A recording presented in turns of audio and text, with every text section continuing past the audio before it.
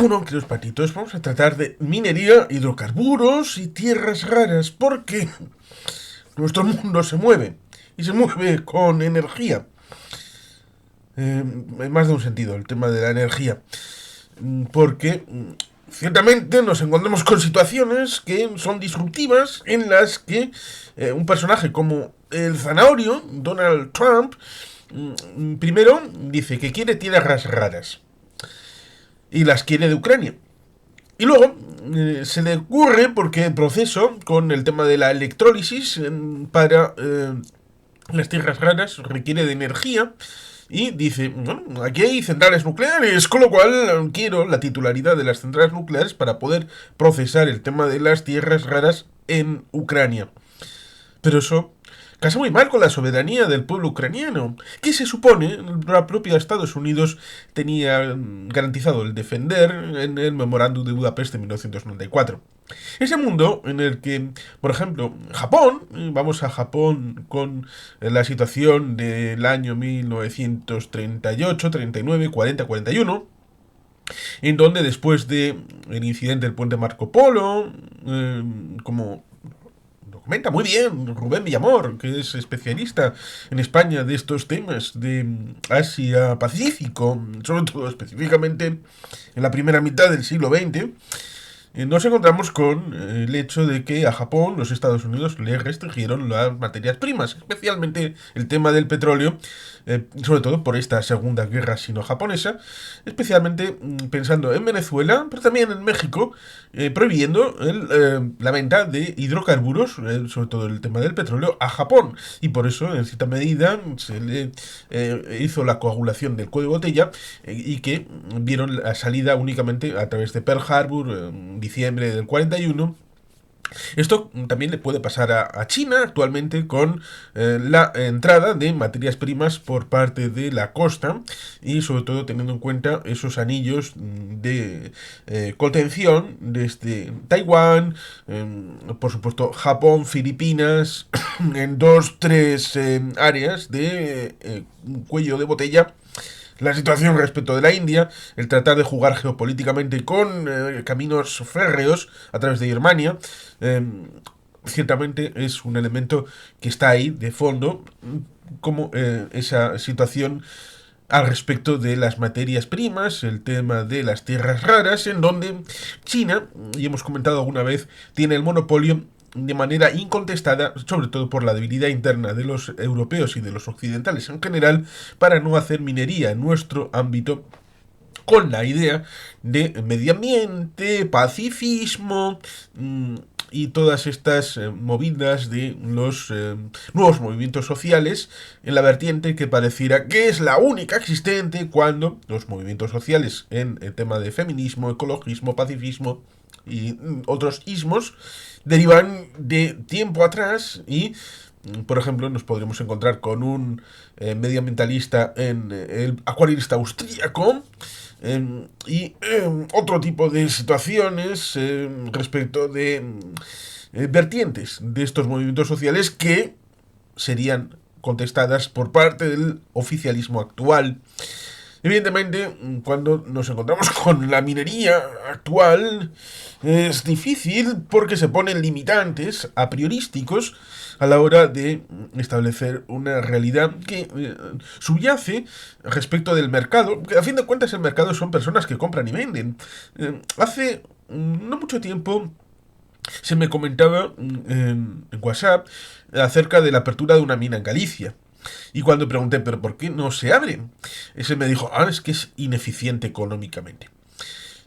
¿Cómo es posible que se pida la apertura de una mina y luego se diga, no, es que no se abre porque es ineficiente económicamente? Otra cuestión es si se me diga,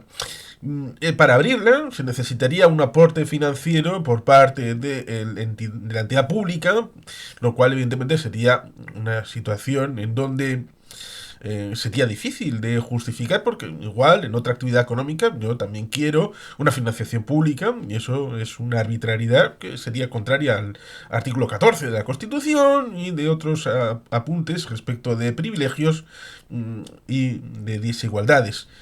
Pero la situación del mercado, es decir, personas que compran y venden, cuando el precio mínimo puede equilibrar respecto del resto de prestaciones para con eh, situación del propio equilibrio presupuestario de la empresa, que es activos y pasivos, nos encontramos con que en cierta medida, desde hace bastante tiempo, antes de la crisis del petróleo del 72-73, se sabía que había petróleo en el Mar del Norte. Otra cosa es que era tan profundo, se necesitaba una serie de maquinarias que hacían ineficiente económicamente, pero después del 73 se vio claramente que era viable porque se subió de la noche a la mañana de 1 a 4 el precio del petróleo. Y por tanto, ahí había la oportunidad de negocio y por tanto, desde entonces, ya sea Reino Unido, ya sea Noruega, tienen ahí también un poquito de negocio por parte de Dinamarca y de Alemania, pero sobre todo es Reino Unido y Noruega, Noruega con mayor éxito todavía, porque ahí está el Fondo Soberano, que ha acumulado un montón de dinero, e invierten en un montón de lugares. Ríanse del Fondo de Qatar, Noruega también lo tiene bien estructuradito, pues se dio esa oportunidad precisamente por el elemento de escalación del precio del petróleo tras esa crisis del 73. Luego nos encontramos, por ejemplo, con el fracking, esta técnica que fue denunciada, recuerdo un anuncio en venezolana de televisión, el canal 8, el público de Venezuela, del régimen de Chávez y luego Maduro, que hablaba no de medio ambiente, sino de que era una situación de confrontación con respecto de Citgo, que es la empresa que deviene de PDVSA y que compite en el mercado estadounidense por el tema del refinado del petróleo venezolano, que tiene unas características especiales, bastante pesado, azufre y todo esto, que requiere unas refinerías especiales, que son las que tiene Citgo en la costa del Golfo, y ciertamente con el tema del fracking, pues es una colusión que en cierta medida tiene cierto control, porque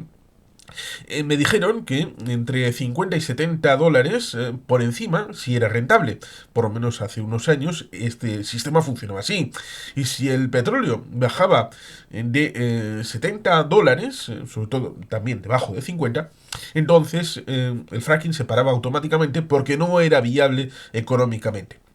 Solamente si el petróleo iba por encima de 100 dólares, y eso es lo que le venía bien a Chávez, que el petróleo iba por encima de 100, por lo tanto él tenía dinero, tenía plata, tenía real para financiar sus cosas por Petrocaribe, a través de países hermanos, a través del ALBA TCP, luego financiando la CELAC, financiando UNASUR,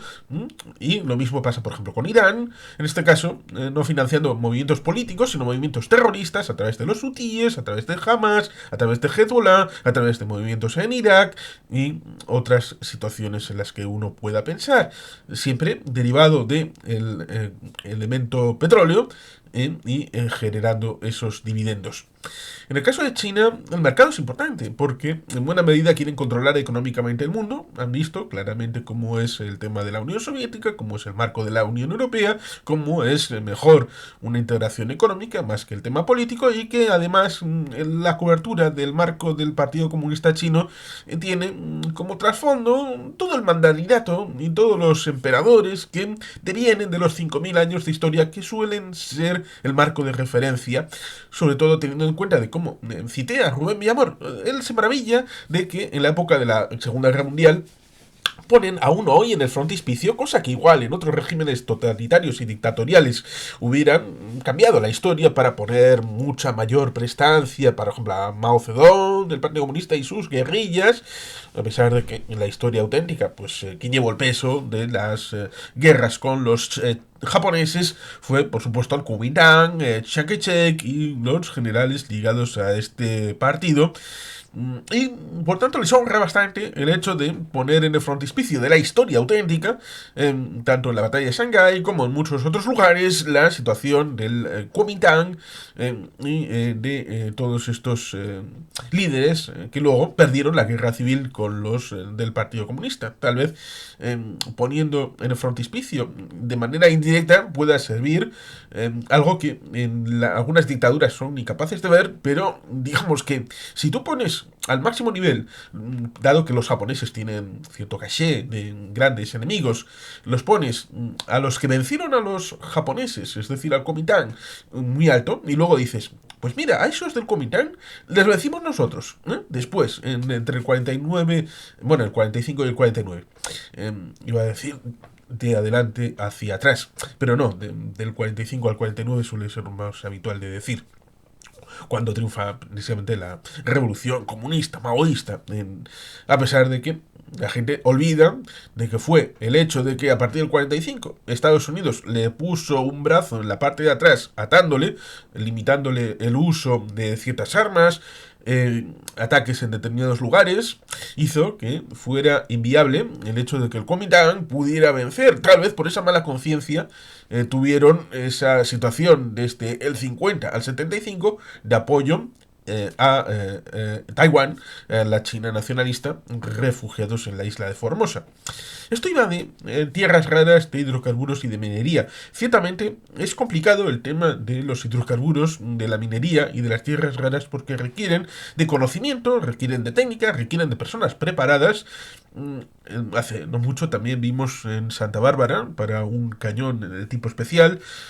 traer a gente que se había jubilado de 2007 para atrás, es decir, gente que llevaba jubilada 20 años, para poder aplicar una técnica para la construcción de un elemento bélico, en el caso del Estado español. Con lo cual ahí nos encontramos con una situación bastante compleja, que también tiene bastante que ver con el tema de la minería, y que, como dice un libro que recomienda el señor Fonseca en su canal, habla de conocimiento, habla de valor añadido, habla de riqueza y habla de transformación, y en buena medida todos estos minerales, todas estas tierras raras, con todo el vector que significa, nos lleva a una situación en la que cuanto más podamos hacer en proximidad es mucho mejor, porque cuando te lo niegan y hay momentos de dificultad respecto de países que pueden en un momento dado tener una relación mala o estructuralmente disfuncional, y ser como pasa con China, el asunto de las tierras raras en monopolio, tanto porque ellos lo hacen más o menos bien y porque aquí nosotros tenemos unos grupos de interés a los que les hemos cedido las políticas públicas, y nos hacen no cumplimentar con lo que es básico, que es pensar en nuestra propia población. En el marco, por ejemplo, de las tierras raras hay Galicia. Tenemos el marco de... También en la Escandinavia hay tierras raras, no solamente en Groenlandia.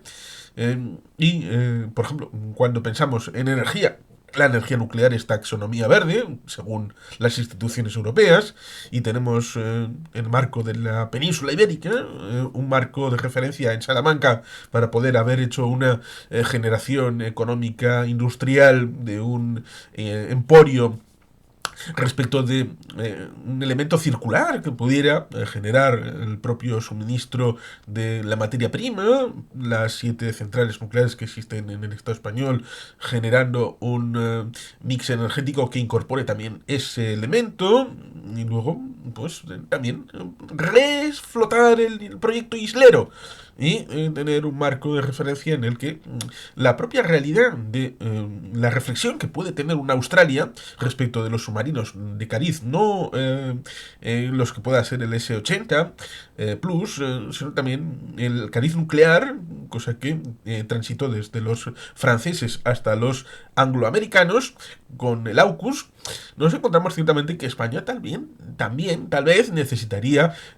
submarinos de propulsión nuclear respecto de la situación geográfica. La geografía es tozuda, y para eso, lo mismo que para el vector que pueda tener una Francia respecto de la situación nuclear, España también pudiera necesitar centrales. Por eso, lo que está pasando en Irán respecto de Natanz, Isfahán,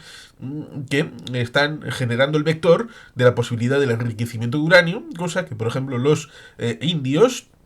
y Pakistán tuvieron soterrado durante décadas, sí, el Buda sonriente en 1974, pero solamente 25 años después fue cuando completaron el último paso para tener efectivamente una prueba nuclear, entre comillas, como Dios manda, y replicado, precisamente en ese momento, con Pakistán en los tiempos del golpe de Pervez Musharraf. Con lo cual, ahí tenemos un trasfondo solamente con el tema nuclear en Salamanca, teniendo una capacitación que luego puede ser importante para el vector geopolítico de España, bien en cooperación con la Unión Europea, bien por sí misma, teniendo en cuenta la situación geográfica que tiene. En minería, por lo tanto, también tenemos esta realidad en la que lo mismo que sucedía respecto de la margen izquierda del Nervión, en donde ese hierro, ese mineral, fue importante porque lo mismo que Xavier Ormachea comentó alguna vez a un servidor respecto del mineral en bruto en siglos anteriores, que se utilizaba también como vector para incorporar en los barcos que iban hacia, por ejemplo, Inglaterra o Irlanda, para luego traer carbón. Bueno, también fue en el siglo XIX lo que sucedió, la lana con el peso de mineral de hierro para poder equilibrar el barco, y luego el hecho de que vaya barco con mineral vizcaíno y vuelva con carbón, haciendo rutas circulares, lo cual ciertamente genera una economía de responsabilidad mutua. Y ciertamente la minería puede servir para lo mismo que nos encontramos con la incorporación, por ejemplo, de la planta de coque en este siglo XXI, en la planta de Petronor en Musquiz, para poder generar no solamente economía, sino también círculos virtuosos en donde haya la posibilidad de ir añadiendo capas en sectores que puedan ser semicerrados o lo más semicerrados posibles en proximidad, sin depender de cadenas de valor que trasciendan muchísimo y puedan ser interrumpidas respecto de lo que podamos visualizar en conflictos, pandemias.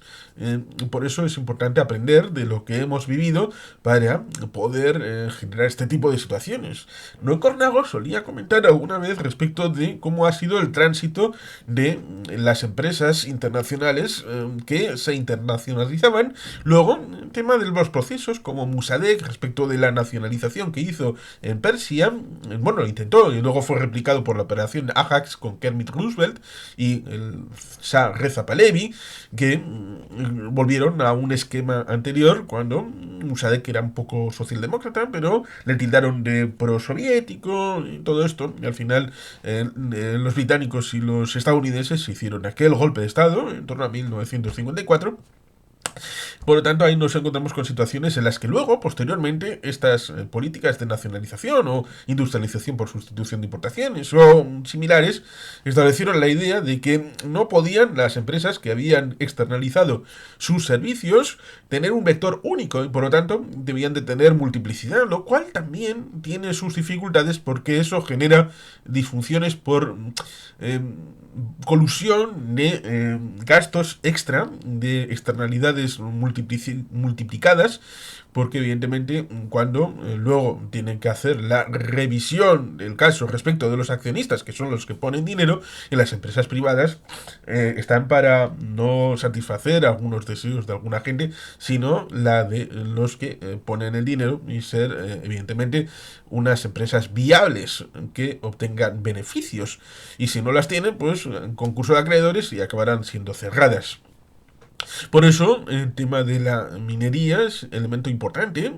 porque en buena medida ha sido coagulado por apriorismos, por dogmatismos ideológicos respecto de pensamientos de el tema laboral es muy duro, el bajar a la mina es cierto, seguro, cuando uno piensa en aquellas minas de carbón, de Asturias, de León. También en el ámbito político, por ejemplo, León no tiene comunidad autónoma precisamente porque cierto ministro de UCD, que era del sector de los azules, tal Martín Villa pensó que era complicado construir una Asturias 2, sobre todo pensando que iba a ser tan socialista como Asturias. Y por tanto, hacer una comunidad León y Castilla, pues daba cierta perspectiva, a pesar de que en ese momento, y en los años 80, iba a estar el Partido Socialista, pero luego llegó un tal Aznar y desde entonces el Partido Popular campea en las tierras del Cid. Y ciertamente ahí nos encontramos con una situación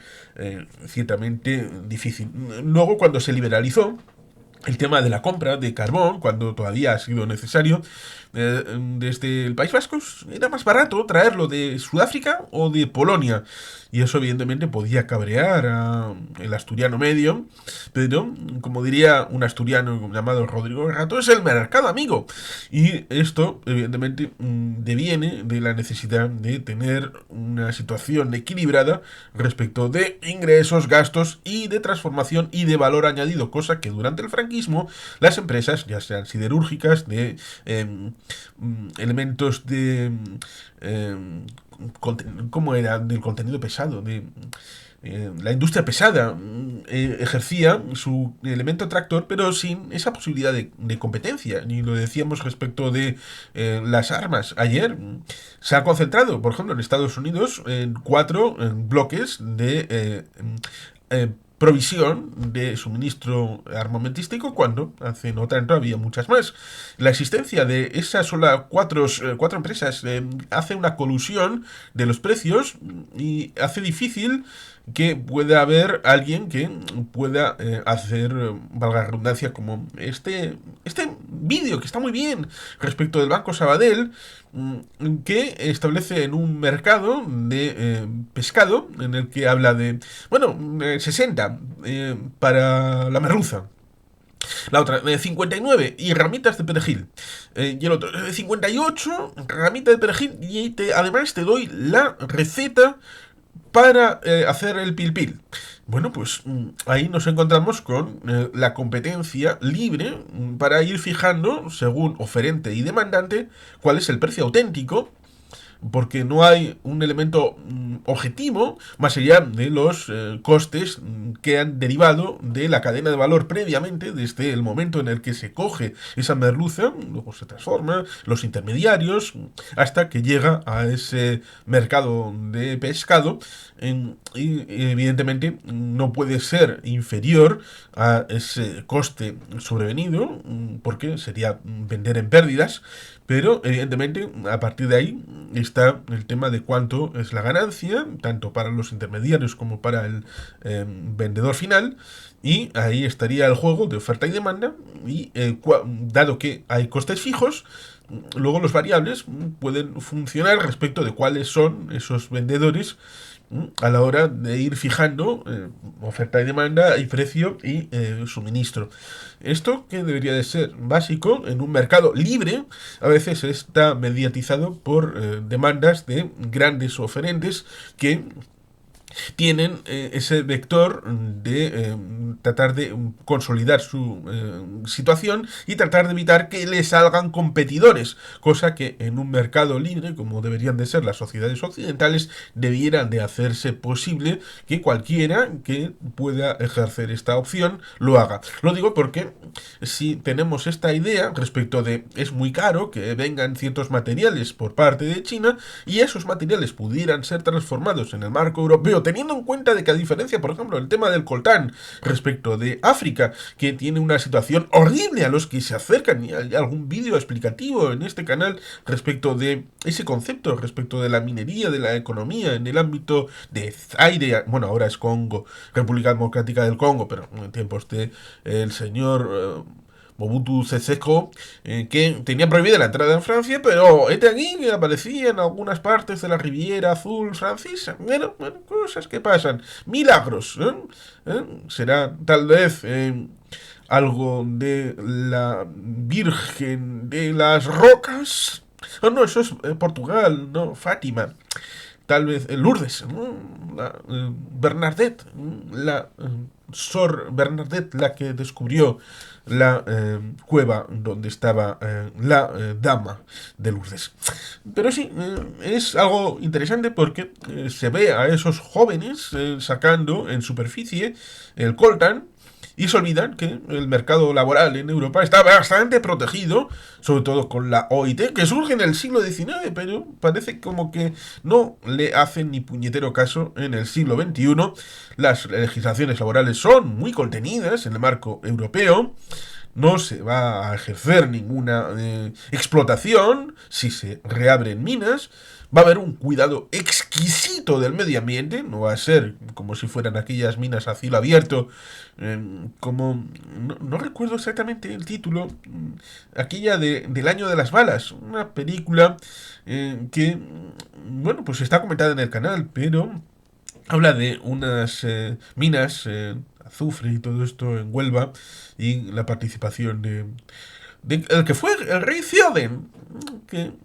tiene una participación en esta película, pero lamentablemente ahora mismo no recuerdo el título, a pesar de que, como digo, está comentada en el canal y hay un comentario que resulta bien curioso de alguien que aparentemente participó en la producción. Y eso, que, bueno, ciertamente lo hice ese vídeo con mucho cariño. Pero, como digo, no estamos hablando de ese momento en el siglo XIX. Por ejemplo, también aquí en las minas, en Triano, Vallarta, donde en 1890 hubo un llamado a la Guardia Civil para que llegara para tratar de disolver una huelga y el general que estaba al cargo dijo, al ver las condiciones tan míseras, a los que le habían llamado, que eran los potentados aristócratas inversores, no, no, no, no, aquí no estoy para esto. Ustedes se me sientan y van a negociar un acuerdo. Y eso es lo que acabó pasando. Con lo cual, ahí nos encontramos con una situación en la que en Gallarta llegó un momento dado en el que la esperanza de vida era de 18 años. 18. Esto, evidentemente, es algo diferente de la actuación que pudiera haber en minería ahora mismo. Y se necesita volver a reconcentrar el espíritu económico y de valor añadido y cadenas de valor a la proximidad. Y la proximidad en este caso tiene que ser Unión Europea. No podemos establecer la idea de la autarquía, del franquismo. No podemos establecer una idea tan de cadena de valor en la que todo esté derivado de China. Tampoco de proximidad, como pueda ser, vale, de China no, pero de Taiwán, de Tailandia, de Vietnam, es decir, de países también del sureste asiático. Lo que pueda establecerse, aunque sea de un retén de elementos básicos, puedan estar en proximidad en el marco de la propia Unión Europea. Tal es así que, por ejemplo, en el marco de la pandemia, en la zona del Chorierri, había una fábrica, la única en todo el estado, que fabricaba mascarillas. Otra cosa es que pueda luego haberse ejercido el saqueo, cosa que todavía no ha sido investigado, el hecho de la intervención desde el público para hacer la requisa en empresas privadas cuando no había este tipo de materiales. Esto es evidente que choca con esa idea de mercado libre, que se supone está garantizado por las constituciones y el marco regulatorio, la idea de que aquí se puede hacer mejor, no sé si más, pero sí mejor, teniendo aquí algunos elementos, no todos los que se quisiera, y para eso están las relaciones internacionales, para ejercer esa presión en donde no seamos como Japón, que durante el desarrollo de su propia industria dependía completamente de minerales y de recursos y de todo venido de fuera. Y por eso es complicado, a pesar de que no ha sido óbice para el desarrollo de Japón, pero cuando hay recursos y se pueden explotar, se pueden valorar y se puede ejercer el conocimiento sobre ellos, ejercer cadena de valor, el valor añadido desde aquí, pues lo mejor sería poder, con su justa medida, el hecho de incorporarlos, de dejar de depender tanto de otros, no tener esa política en la que por ejemplo, respecto de depender de Rusia, y resulta ciertamente paradójico. Trump comentó por primera vez en el primer mandato a los alemanes de que se habían vendido a los rusos con el tema del Nord Stream, habían abierto la posibilidad porque habían quitado el Druzhba de por medio, que era la garantía de no meter a Ucrania en líos con el tema de Rusia, y era razonable el comentario. Pero, ciertamente, luego nos encontramos con la situación en la que, a pesar de que los alemanes, ya sea con Schröder, luego con Angela Merkel, establecieron la idea de, primero, descarbonizar, pero a través del gas y el cierre de centrales nucleares, nos encontramos con la idea de que quiere reabrir el Nord Stream, el 1 y el 2, lo cual deviene de un ataque de la propia industria de gas y hidrocarburos de Estados Unidos, que son los que han elevado desde 2021 en adelante la venta a la Unión Europea y especialmente a Alemania. Y curiosamente, nos encontramos con una idea contradictoria en la propia política de Trump. Pero también, desde el punto de vista de Alemania y de la Unión Europea, no podemos cambiar todos los huevos de la cesta de Rusia a la cesta de Estados Unidos. Y por lo tanto, en el tema energético hay que tener mix diversificado, como a nivel interno de cada país miembro debe de tener mix diversificado, en el que, en caso de dificultades con el asunto de las renovables, se puedan redirigir a otras situaciones, sobre todo teniendo en cuenta de que vivimos en un mundo en donde no solamente es el jardín europeo, que puede haber otros lugares en el resto del mundo que colusionan, porque para el medio ambiente no hay fronteras. Por eso, el protocolo de Kioto, el Tratado de París y todas estas cosas. Si los demás del mundo no nos acompañan, entonces es tontería lo que hagamos en la Unión Europea. Y por eso debemos de bajar un poco, dejar de ser tan intensitos, porque a fin de cuentas pareciera que Greta Thunberg va a ser muy fan de Donald Trump, va a ser muy fan de Vladimir Putin, y eso nos dejaría un poquito con las cosas más claras de las que pudiéramos tener. Y por eso las reflexiones deben de llevarnos a un escenario distinto, como ya hice en su momento, y lo vuelvo a hacer ahora mismo. Y bueno, sin más, queridos patitos, es que ricasco, agur, berobat, Betty Gelpian.